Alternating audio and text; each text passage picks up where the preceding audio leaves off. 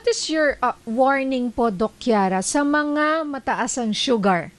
Borderline diabetic or lalo na yung mga may diabetes, lalo na ngayong mainit ang panahon?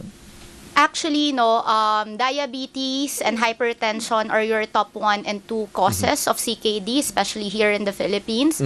No, so ngayon, if lalong-lalo na kung meron ka na mga sakit na ganto, tapos ma-dehydrate ka, it can cause further injury, kumbaga, doon sa kidneys mo, and it decreases further the risk for kidney injury. The same way po na kapag dehydrated ka, your sugars can also go up further and can cause yung mga tinatawag na diabetic ketoacidosis, which is a life-threatening complication also of diabetes. And kunyari, di ba partner yung mga athletic na lagi pag nagjo-jog, ang hindi tubig minsan iniinom lagi yung mga electrolytes. Totoo ba yun? Or nakadaglag lang sa sugar yun? Actually, syempre when we sweat, hindi lang naman kasi tubig ang nawawala sa katawan, pati mga electrolytes, sodium, potassium. So, yung mga ating athletes or yung mga taong palaging talagang profuse sweating, kumbaga, it is really suggested na electrolyte-containing fluids ang inumin. Kasi again, hindi lang tubig ang nawawala. You also have to replenish the electrolytes that's lost in the body. So, pag kung puro tubig lang ng tubig, hindi na-replace yung electrolytes, pwede magkaroon ng mga dilution doon sa dugo na pwede mag-cause nung mga pagbagsak ng sodium, lalong pagbagsak ng potassium. So, sa mga athletes natin, yan, yung mga nagkakos ng cramping, can be other symptoms such as dizziness, headache. So, maraming side effects, kumbaga, kung puro tubig lang at hindi na-replenish yung electrolytes natin. Yan ay for the active people, no? Or Yes, what about just normal people? Normally naman, so kung naman yung usual, kunyari tayo maglalakad lang, water should be enough because even our food has electrolytes naman, di ba? May salt and pepper tayo, pampalasa, or fruits, So that should be enough. Pero especially among athletes or patients na talagang nasa arawan na profuse sweating, mga construction workers natin or then electrolyte drinks might be good for them. But of course, like what you said earlier, pwedeng tumaas din ang asukal ng isang pasyente kung puro electrolytes din naman. So by the end of the day, ang palagi ko pong sinasabi sa aking mga pasyente na kailangan everything in moderation, So hindi naman din pwede na puro electrolyte drinks na lang yung iinumin.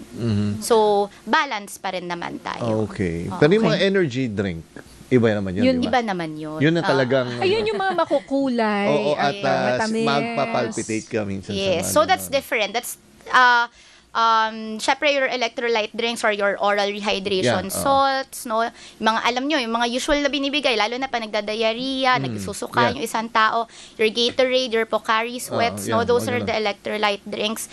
So iba siya sa energy drinks naman. Iba pa yung ang taas energy ng sugar drink. ng energy Mataas drink. siya. Actually po, yung mga ini-interview natin dati, mga driver, naku, bigla sila may diabetes.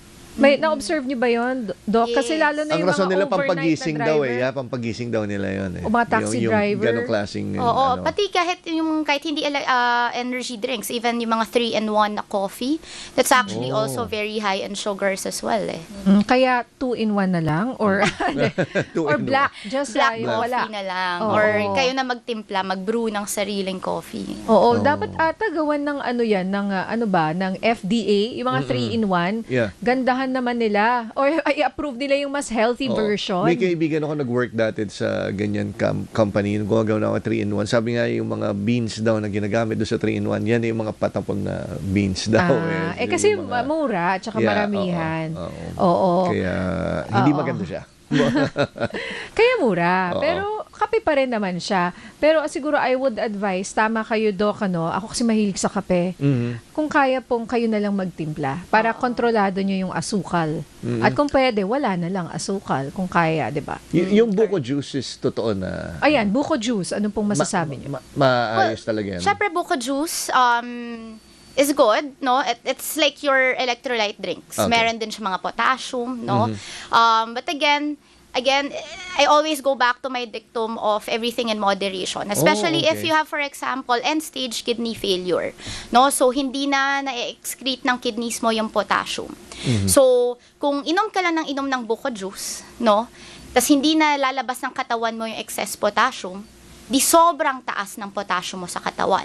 Pag sobra din naman yung mga potassium, sodium sa katawan, hindi din maganda. No? So for example, for potassium, it's related to the muscles, no? Your muscles, your heart is also a muscle. So if kunyari yung mga palagi kong example sa aking mga pasyente, yung lethal injection. Ano ba ang ginagamit for lethal injection? It's actually high dose potassium.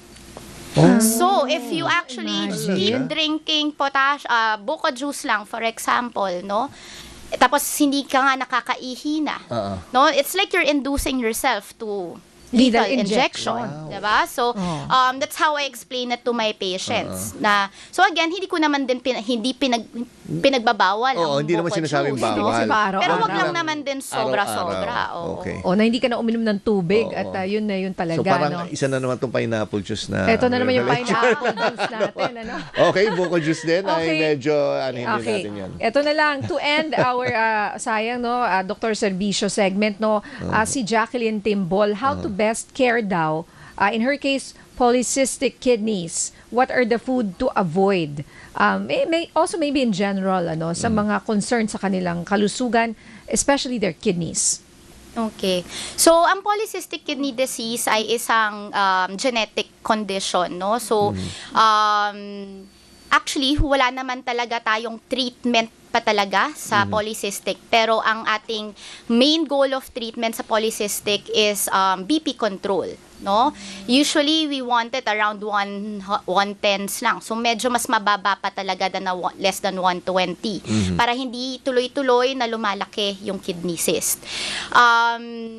But generally, no, even in patients without polycystic kidney disease, a low-salt diet is advised. No?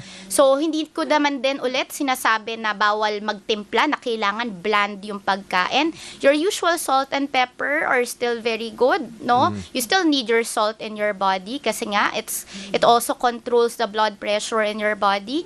Pero syempre, iwasan na yung mga sausawan, chips, processed foods na salt ang ginagamit pang preserve, diba? Yeah. So, ano lang, again, in moderation. Yung mga chips pala na yan, ano? Delikado Sa, pala din, nakaka-addict tsaka yung mga sausawan. Para tuloy hindi ka na mag-enjoy sa buhay, ang daming bawal. Di, paminsan, pwede no. In moderation nga, di ko wag mo ubusin yung isa malaki. Ito partner, babasahin ko lang. Galing kay Ariel. Good morning. I am diabetic. My CREA is 1.63. Sorry, ano itong measurement? mg over Milligrams. dl. Yeah, oo.